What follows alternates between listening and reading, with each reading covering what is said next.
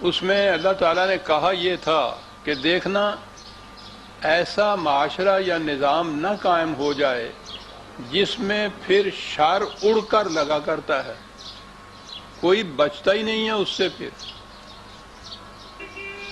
اور اس کے لیے طریقہ یہ ہے ایسا انتظام کرو کہ کوئی شخص رات کو بھوکا نہ سوئے. یہ ایک موضوع الگ ہے جو میں عرض کروں گا کہ معاشی نظام کو قرآن نے کتنی اہمیت دی ہے. اب آپ غور فرمائیے کہ یہ معاشرہ کہ جس میں شر اڑ کر لگا کرتا ہے، اس کے لیے کہا یہ کہ دیکھو یہ کہ کوئی بھوکا نہ رہ جائے معاشرے کے اندر. اور ان لوگوں نے پھر اس کے لیے کہا کہ ہم نے ایسا انتظام کیا کہ واقعی کوئی شخص بھوکا نہ رہے، اور جن کی روٹی کا انتظام کیا ان سے یہ کہہ دیا کہ اس کے بدلے میں تم سے کوئی معاوضہ لینا تو ایک طرف، ہم شکریہ کے بھی متمنی نہیں ہیں. لا نرید منکم جزاء ولا شکورا. وہ اس لیے کہ انا نخاف من ربنا یوما عبوسا قمطریرا، کہ ایسا اگر نہ کیا تو ایک ایسا دور آ جائے گا، ایک ایسا نظام آ جائے گا کہ جس میں پژمردگی اور افسردگی چھا جائے گی ہر ایک کے اوپر. غور فرمائیے قرآن کس انداز سے یہ بات کرتا چلا جاتا ہے. انہوں نے ایسا انتظام کیا فَوَقَاهُمُ اللَّهُ شَرَّ ذَلِكَ الْيَوْمِ وَلَقَّاهُمْ نَظْرَةً وَسُرُورًا. انہوں نے ایسا انتظام کیا اور پھر اس کے بعد اس کے بدلے میں ایسی صورت پیدا ہو گئی، ایسا معاشرہ قائم ہو گیا کہ جس میں خوشگواریاں، مسرتیں، ہر شخص حشاش بشاش تھا، کسی قسم کی افسردگی پژمرغی نہیں تھی. نظرتاً و سروراً، تازگی تھی، مسرتیں تھیں. یہ اس معاشرے کے اندر یہ ہوا.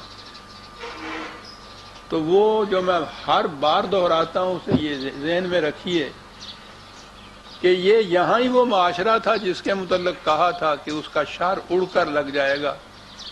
اسی دنیا میں پھر اس کے بعد وہ معاشرہ قائم ہوا جس میں کہا گیا کہ کسی قسم کی افسردگی اور پژمردگی نہیں ہو، مسرتیں ہوں گی، نشاط انگیزیاں ہوں گی، حشاش بشاش ہوں گے، خوشگواریاں ہوں گی.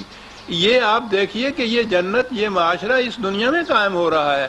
آخرت کی جنت تو ابھی اور آگے چل کر آتی ہے.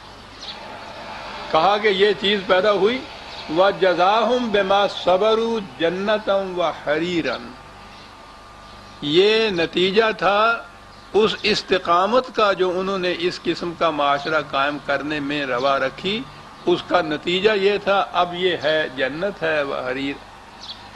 یہاں سے آگے بھی اور پھر خاص طور پہ ہم 29ویں پارے کے آخری صورتوں میں پہنچ رہے ہیں، اور 30ویں پارے میں تو بالخصوص بڑی تفصیل سے جنت اور جہنم کی تفاصیل ہمارے سامنے آئیں گی. یہ